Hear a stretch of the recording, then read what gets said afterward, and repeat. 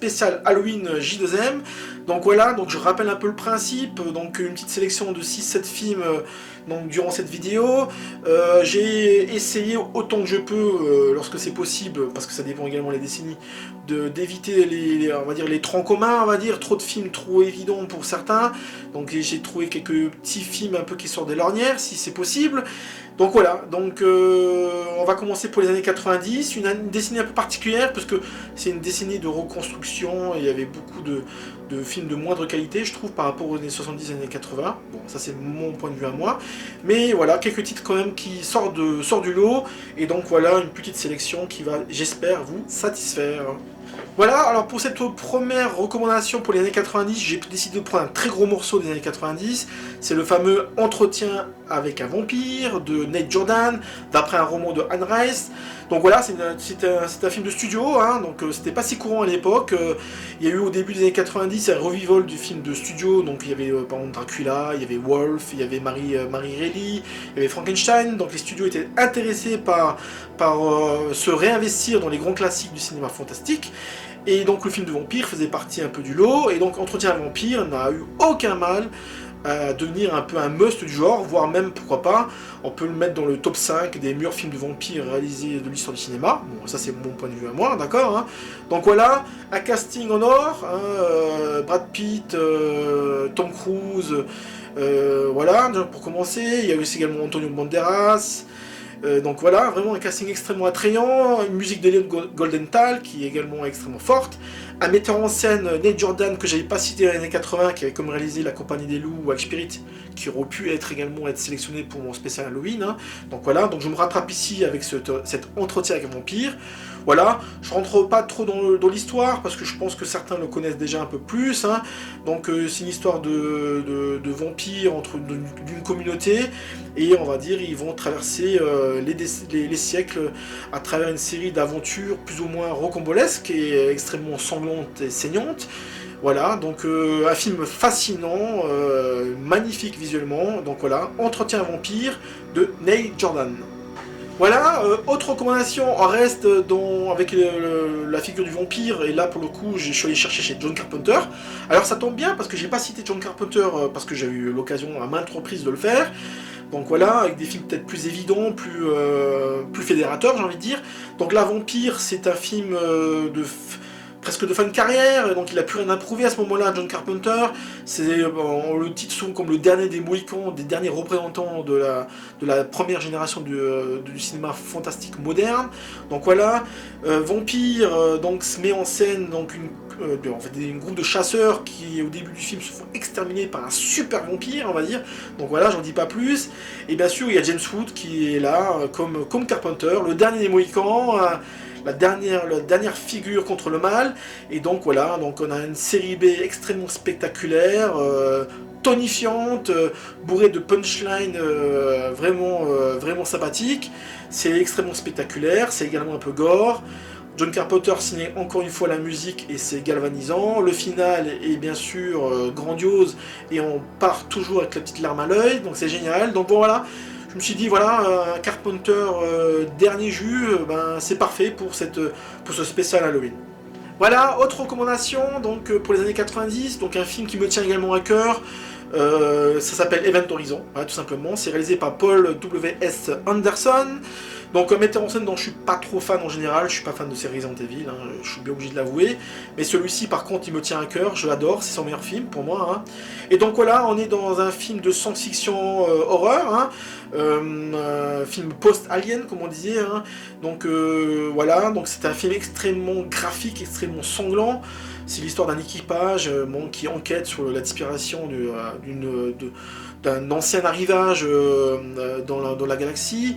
Et il se trouve que y a quelque chose qui s'est passé d'horrible. Voilà, on est à la limite de Lovecraft un petit peu. Il y a aussi un univers graphique qui fait penser parfois à Giger ou à Clive Barker. Donc voilà, j'en dis pas plus. C'est interprété donc dans les rôles principaux. Il y a Sam Neill par exemple, hein, qui à l'époque avait déjà joué dans un autre film d'horreur extrêmement important. C'était L'Antre de la folie de John Carpenter. Voilà, il y a un casting extrêmement attrayant. On croise par exemple Laurent Fishburne, hein, donc qu'on retrouvera bientôt dans Matrix. Donc voilà, j'en dis pas plus. Voilà, Event Horizon, c'est un film extrêmement spectaculaire, très gore. et donc pour moi il convient parfaitement à l'esprit Halloween. Voilà, autre recommandation pour les années 90, un autre film qui me tient à cœur et qui est également extrêmement efficace en matière horrifique, c'est le fameux Ugly de Scott Reynolds, donc un metteur en scène qui avait un peu le vent en poupe dans les années 90, mais qui malheureusement n'a pas eu sa chance de prouver sa valeur, hein, alors que pourtant c'était vraiment une vraie révélation dans les années 90. Donc The Ugly, l'histoire, en fait c'est une sorte de psychiatre qui rend visite dans un asile de fous à un patient qui a une particularité, c'est qu'en fait il voit des morts partout, voilà. Donc j'en dis pas plus, le film a un visuel incroyable, le scénario donc nous raconte un peu son enfance et de quelle manière il va être amené à devenir le monstre qu'il va être. Et le moins qu'on puisse dire, c'est que le film est choc et d'une grande brutalité, et voilà, donc c'est très efficace. Ça s'appelle The Ugly, et ça avait été présenté au festival de Gérardmer à l'époque, tout comme Event Horizon d'ailleurs. Et donc voilà, donc vraiment une chaude recommandation pour ce film, un peu oublié, qui mérite vraiment d'être redécouvert. Voilà, autre recommandation pour les années 90, un film également marquant pour les amateurs du genre dans les années 90, ça s'appelle L'échelle de Jacob de Andrew Lyne, donc un film marqueur tout simplement, un petit chef-d'œuvre, à la fois du cinéma horrifique mais également du cinéma surréaliste, hein. C'est un film puzzle, un peu mental, donc c'est l'histoire d'un ancien combattant du Vietnam qui a du mal à, on va dire, à vivre normalement dans sa nouvelle vie, on va dire, hein. Et en fait le soir il a des visions, voilà, des visions de démoniaques, de personnages, et donc ça va le hanter, ça le hante, et bien sûr on va bientôt se poser la question sur ces visions. Donc le film débute par une séquence traumatisante au Vietnam où celui-ci, sa compagnie se fait massacrer, haché menu par les Viet Cong, donc une séquence très gore, et donc qui va un peu conditionner un peu à la fois le mystère narratif comme la nature du film, voilà. J'en dis pas plus. L'échelle de Jacob, c'est réalisé par Andrew Lyne, qui n'est pas un coutumier du fantastique, c'était plutôt un metteur en scène un peu de studio bon chi bon genre, j'ai envie de dire, hein. Flashdance, 9 semaines et demie, Les Enfants Fatales, voilà, des films qu'on peut aimer ou pas, peu importe, hein. Mais là, dans l'origine du fantastique, il frappe très fort, c'est son meilleur film, et voilà, donc c'est un chef-d'œuvre du genre, voilà. Alors si vous aimez bien ce type de film un peu ronche-tête, j'ai envie de dire, un peu méta, un peu puzzle, donc il y a un autre film que j'aurais pu mettre dans cette liste, mais là je le mets pas, bon, parce que sinon ça fait un peu trop, mais j'aurais pu mettre également L'Antre de la folie de John Carpenter, qui est également un autre grand chef-d'œuvre du cinéma fantastique des années 90, avec Sam Neill, hein, dont j'avais déjà cité pour Event Horizon. Donc voilà, hein, l'histoire de cet écrivain qui part à la recherche d'un autre un enquêteur qui part à la recherche d'un écrivain et qui va être amené à se poser la question sur une hypothétique fin du monde, l'apocalypse, voilà. Donc un film de mise en abîme incroyable, donc voilà. Là je triche un petit peu, je parle également de L'Antre de la folie, qui peut également parfaitement rentrer dans une soirée Halloween. Voilà, dernière recommandation pour les années 90, alors un film un peu particulier qui fera peut-être pas l'unanimité parmi les amateurs de genre, c'est L'Exorciste 3, et oui, de William Peter Blatty, hein, donc qui était qui est romancier à l'origine du premier Exorciste, hein, réalisé par William Friedkin dans les années 70. Le film avait eu une suite qui avait été un peu mal aimée, que moi j'aime beaucoup, qui s'appelle L'Exorciste 2, la suite de John Borman. Et donc dans les années 90, il y a eu donc ce Exorcist 3 qui reprenait plus ou moins directement les événements du premier film. Voilà. Donc c'est un film qui a été reçu de manière extrêmement mitigée, entre certains qui trouvaient le film ridicule, et d'autres, comme moi par exemple, qui se sont pris une belle baffe dans la gueule à l'époque, hein, et qui est, je pense, extrêmement traumatisant. Donc voilà, donc on a l'inspecteur de police joué par George C. Scott, encore lui, qui essaye de dilucider les événements du premier film, hein, et qui va se mettre à interroger donc un supposé prêtre diabolique dans une prison. Donc c'est joué par Brad Dourif, hein, voilà. Donc voilà, des séquences choquantes, traumatisantes, il y en a plusieurs qui marchent super bien.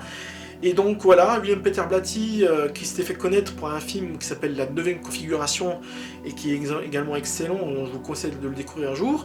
Donc voilà, L'Exorciste 3, j'en dis pas plus, des séquences vraiment formidables pour un film qui mérite vraiment d'être redécouvert. Voilà. Voilà, une autre recommandation, bon je triche un peu là aujourd'hui, hein, je rajoute un petit film vite fait, c'est, je me suis rappelé que j'ai pas mis de film français encore, donc je me suis dit pourquoi pas maintenant, hein. Et ce film c'est le fameux 3615 Code Père Noël de René Manzor. Donc voilà, c'est un film qui a été présenté au Festival d'Avoriaz en 90 en ouverture, et qui mine de rien, même si ça a été un gros échec à sa sortie, est resté dans les mémoires de nombreux amateurs, et encore aujourd'hui, lorsqu'on évoque le cinéma de genre en France, moi je trouve que 3615 Code de Père Noël, c'est un film important, tout simplement, voilà. Donc c'est l'histoire d'un gamin qui vit dans une sorte de demeure, on va dire aristocratique, on va dire, hein. Il a transformé ce château en vaste espace de jeu, on va dire, et bien sûr, comme c'est un peu un enfant gâté, on va dire, hein, son rêve c'est de capturer le Père Noël, voilà. Et il se trouve que au même moment, on a un Père Noël fou, donc qui s'est échappé d'un asile et qui va arpenter sa demeure en voulant le zigouiller. Donc on a une sorte de jeu de chat et de souris entre l'enfant et le Père Noël, et ça nous donne un film absolument original, formidable visuellement, et avec son lot de moments de suspense et de frissons. Donc voilà, 3615 Code Père Noël, c'est vraiment un film à redécouvrir. La figure du Père Noël a également été malmenée dans les années 80, bon je ne l'ai pas cité, mais j'aurais pu mettre également le fameux Douce Nuit, Sanglante Nuit, voilà, qui a également marqué les esprits dans les années 80. Mais là, pour les années 90, 3615 Code Père Noël fera également l'affaire. Voilà, on a fini avec les années 90, donc voilà, encore une fois, je peux pas mettre tous les films, il y a tellement de choix. J'aurais pu mettre, par exemple, Bram Yuzna, par exemple, avec son film Reanimator 2 ou bien Society. J'aurais pu mettre, bien sûr, le fameux Peter Jackson avec son Brain Dead, très gorace. Bernard Rose avec son Candyman, Wes Craven avec son Scream, donc voilà, j'aurais pu également mettre d'autres films, d'autres séries B un peu moins connus comme Lecture diabolique de Tibor Takacs. J'aurais pu également mettre peut-être des Stephen King, notamment Le Bazar de l'épouvante, ou encore Misery, hein, qui rentrait parfaitement dans cette logique-là. Donc voilà, il y a des films quand même qui ont nourri les années 90, donc voilà, j'ai dû faire un choix. Donc voilà, on finit cette vidéo sur cette conclusion. Si vous avez aimé la vidéo, likez-la. Si vous l'aimez pas, délikez-la. Inondez-moi de vos commentaires subversifs. Sinon, je vous retrouve pour une prochaine vidéo pour les années 2000, spécial Halloween, bien entendu. Ciao!